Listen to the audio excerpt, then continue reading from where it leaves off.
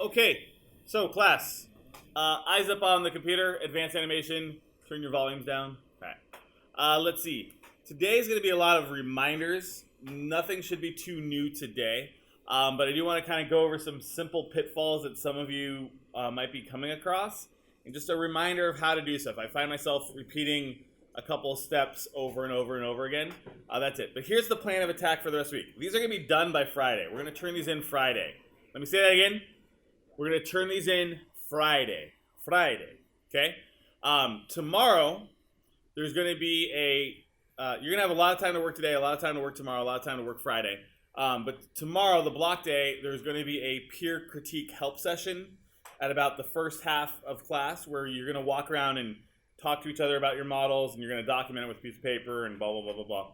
So tomorrow, get your model ready to get critiqued, and then start asking questions that you might want to ask with your peers. It's just a way of getting a sense of what everyone's doing in the class, and to kind of get help from one another and get feedback from one another, because that's what you do for this sort of thing. All right. So first thing I want to point out is some of you, everyone look up here.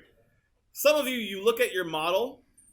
I'm going to zoom in on the picture over here, and you see these like little lines here and this little green spot here, and maybe this ridge right here. Some of you are trying to model that in, and that's amazing. That's really good work. That's like kudos to you for going for it. But you don't have to. What? Right? You don't have to do these really small details, especially if you're in a game. That's going to get, we haven't done it yet, but that's going to get UV mapped in. So there's a way to kind of add lots of little subtle details. But Mr. G, I want that screw bump, right?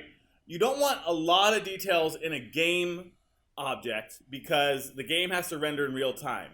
So they do a lot of cheats to kind of disguise bumps and stuff like that.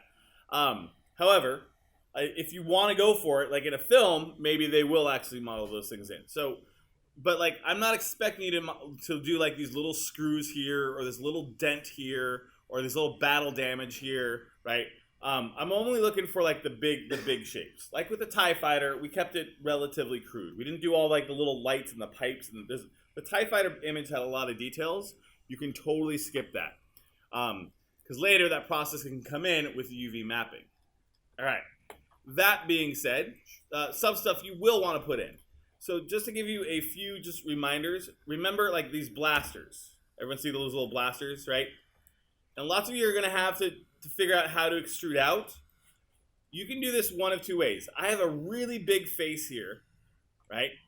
And that could actually flatten out. So if I hit Command E, so everyone looking, right? This is how I do little extrusions. Command E, and then I can keep it global, or local, excuse me.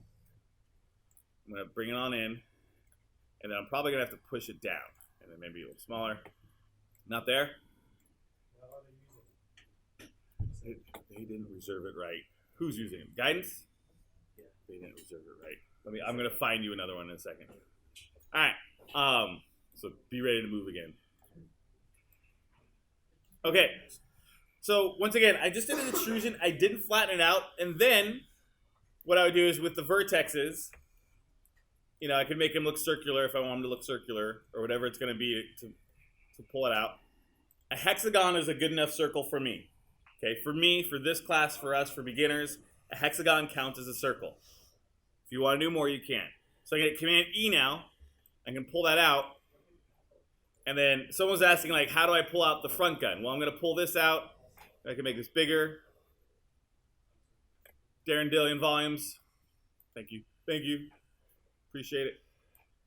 And then what I can do is I can reshape this, or I can make this extrusion, Command E. Maybe I'll make that one global and pull it out, right? I'd resize it and do everything. I'm not happy with that. I would definitely do a few more sizes, but that's the concept behind it, right? So don't forget to make little spaces. You can do a flat extrusion. Some of you might want more geometry than that. Notice I undid all the way back to my selection, right? So the other thing I could do is I could do a edge loop. I could insert an edge loop, insert edge loop right here. I would avoid multi-cut right now. And I would line, I might go to my side view and get that lined up perfectly.